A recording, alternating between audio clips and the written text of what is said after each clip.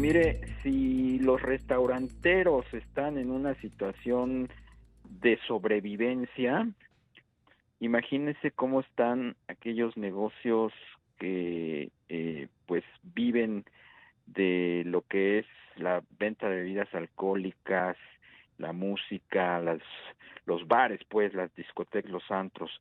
Es un sector que a lo largo de estos 10 meses en que han estado cerrados, pues no han tenido el poder de interlocución que sí han tenido los restauranteros, pero imagínense qué tan desplazados están. Estamos hablando de más de 8,500 negocios que están ahora sí que hasta el final de la cola, de la larga lista de establecimientos sensibles a esto del COVID, de los contagios. Vamos a platicar con Elking Aguilar. Él es el presidente de la Asociación Mexicana de Bares, Discotecas y Centros Nocturnos.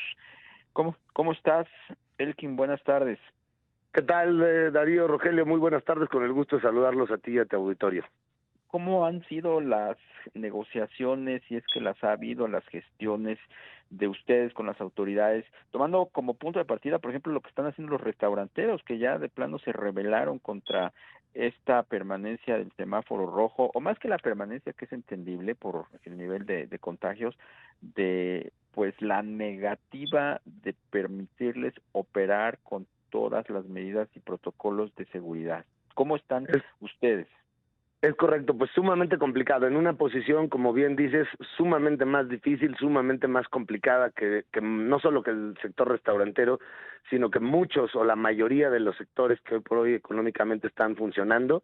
Ha sido una labor titánica el poder hacer una interlocución que en su momento se logró y se pudo tener por ahí de los primeros días de octubre, ya que llevábamos prácticamente 7 meses cerrados, para poder empezar, cuando se empezó a ver una luz en el camino del semáforo naranja que casi se acercaba al amarillo, para que pudiéramos ser considerados después de 7 meses de estar cerrados, en poder abrir con estas condiciones, con los protocolos que presentamos y con todas las normas de salud y seguridad, además de las regulaciones, abrir. Y sin embargo, pues los tiempos no nos ayudaron, porque evidentemente en lugar de acercarnos al amarillo, pues nos fuimos pegando más obviamente al rojo, y ahí se rompió toda interlocución.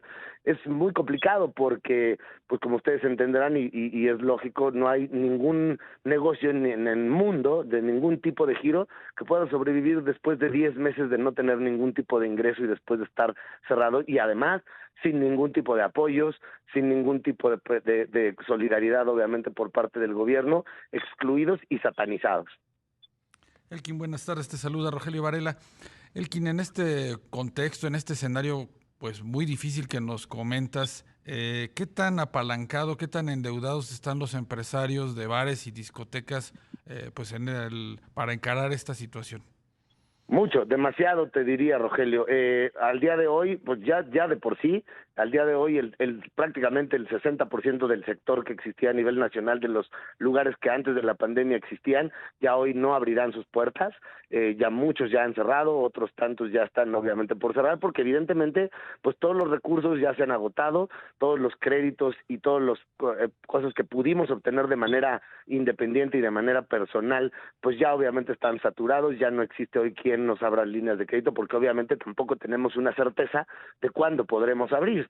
Entonces, sumamente complicado, y evidentemente, a ver, pues lo que esto genera es solamente una destrucción del sector y de la economía por un largo periodo de tiempo. ¿Por qué? Porque eventualmente, pues los lugares, claro, por supuesto que habrá bares que cuando esto pase volverán a abrir, y discotecas que volverán a abrir en nuevos formatos, en nuevos diseños, con nuevos nombres. El problema es que para que eso suceda, pues tardarán 6 o 7 meses obviamente en poder remodelar, en poder armarse, en poder abrir, y obviamente entenderás que más allá de eso, todos los meses que falten para poder abrir, imagínate otros 6 o 7 meses más de todo este sector parado. Elking, ¿ustedes han tenido oportunidad de sentarse a platicar con las autoridades, así como sucede con los restauranteros? La Canirac ha tenido en estos últimos días, pues, muchas, bueno, quizás no muchas, pero sí ha tenido recurrentes reuniones con la gente del gobierno de Claudia Sheinbaum. ¿Ustedes no han tenido la misma suerte? No, desgraciadamente no. Como te comentaba, en su momento sí la tuvimos. En su momento hicimos obviamente algunas mesas de trabajo y algunas reuniones vía Zoom con el secretario Suárez del Real, cuando empezamos obviamente a ver este panorama y que además vislumbrábamos que venía para peor. Desgraciadamente, y a pesar de que hemos hecho llamados en los últimos 2 meses, noviembre, diciembre, de urgencia y de emergencia para que nos atiendan y podamos establecer bajo las condiciones, insisto, porque no es, y sí quiero como que dejar bien claro esto, Rogelio, Darío, a ver, no es una necedad porque se entiende o se podría entender como una necedad de cómo quieren abrir los bares. A ver, es que ya después de 10 meses no es una necedad de querer abrir, es una necesidad, es imposible mantener ya el sector y a todos los empleados que esto dependen después de 10 meses sin poder abrir y además ha habido una cerrazón, insisto, en el sentido de prácticamente satanizar a la industria. Se recordarán que hubo un famoso programa Reabre que se puso aquí en la Ciudad de México, sí, donde en teoría daba oportunidad a los negocios de poder reconvertirse, ¿no?, a los bares. Evidentemente fue una muy buena idea con una muy pésima ejecución porque, bueno, pues un bar nace como bar y no puede reinventarse y no puede invertir después de 6 meses de cerrado en tener cocinas y en comprar equipamientos de cocina. Y sin embargo, los pocos que lo hicieron, el 2% del sector que lo hizo, pues al final del día se vio sumamente más lastimado porque después de 4 semanas cierran y cancelan el programa Reabre como única y exclusiva medida en el incremento de los contagios. Es decir, cuando esto se hizo no se suspendió ningún otro tipo de actividad más que el programa Reabre con el argumento de que los bares habían generado el repunte de los contagios. Entonces, ha habido una cerrazón a últimos tiempos de eso y por eso es que hoy pues ya no solo nos solidarizamos con el movimiento, y entiéndase bien esta parte, con el movimiento del gremio restaurantero, que además pues somos industrias afines, industrias hermanas en el tema de la hospitalidad en México, pero nosotros no tenemos en ningún momento la intención ni de abrir en semáforo rojo, ni de abrir los lugares a costa del semáforo rojo y en contra de la decisión de la autoridad. Lo que estamos pidiendo fehacientemente y a gritos es que nos escuchen y que podamos tener un programa de reapertura que sea mucho más pronto de un semáforo verde como ellos están considerando, porque no vamos a aguantar más. Elkin, ¿cuántos empleos estarían en riesgo de perderse, pues, de seguirse extendiendo, pues, este cierre de negocios de antros, de discotecas y bares? Sí, claro. Hoy ya se han perdido, al día de hoy estamos hablando que ya se han perdido cerca de 350,000 empleos a nivel nacional de la industria, tan solo empleos directos. Hablando de empleos indirectos, ya estamos en el orden de casi 100,000. Y de no tener una pronta respuesta y un programa de reapertura o de apoyos en su caso, porque insisto, no es una necesidad solo de abrir, pero sí de apoyar y salvar a la industria. A finales de mes estamos hablando que están en riesgo de perderse a nivel nacional otros 200,000 empleos, solo en este mes. Elkin, para finalizar, no sé si nos pudieras dar así una descripción, una especie como de radiografía de qué tipo de establecimientos son los que están en este subsector, bares, discotecas, centros nocturnos. Por ejemplo, bares, pues hay muchos bares que están amarrados a hoteles, a establecimientos más grandes. Las discotecas, no sé qué tan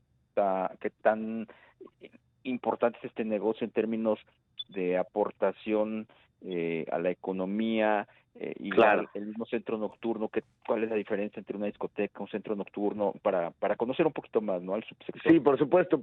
Nosotros englobamos en el sector de la vida nocturna y del entretenimiento, como bien lo dijiste, desde bares, cantabares, videobares, bares con show, espectáculos, karaokes, discotecas, centros nocturnos, a nivel obviamente shows y espectáculos, casinos, y obviamente todos los locales que también generan espectáculos de DJs y artistas que funcionan obviamente en el tema de noche como videobares, ¿no?, como bares con espectáculo. La industria, este sector en particular, tan solo para que tengamos más o menos una idea, genera en el orden de los 20,000 millones de pesos mensuales de derrama económica y se convierte en sumamente importante porque es parte fundamental también del turismo en México, que bueno, pues no te imaginarías, por ejemplo, ir, como pasa hoy, a Cancún o a Acapulco sin tener una vida nocturna, ¿no? O sea, es parte del 50% de un atractivo turístico en los principales destinos de México y, por supuesto, en las ciudades fundamentales, ¿no?, como Monterrey, Puebla, Ciudad de México, Guadalajara, ¿no?, que tienen una actividad nocturna tan importante como la actividad diurna. Entonces, pues sí es evidentemente muy, muy dañino para el sector, y no solo eso, insisto, la realidad es que hay una demanda de la propia gente también ya de tener un espacio de salida con medidas en contra de lo que está pasando, de todo el comercio informal y de todas las cosas informales que están toleradas y que no son limitadas y que no son reguladas. Pues Elkin Aguilar, presidente de la Asociación Mexicana de Bares, Discotecas y Centros Nocturnos, muchísimas gracias por tu tiempo, pues les deseamos la mejor de las suertes. Al contrario, gracias a ustedes, Darío, Rogelio, les mando un fuerte abrazo y saludos para todo el auditorio. Gracias, igualmente.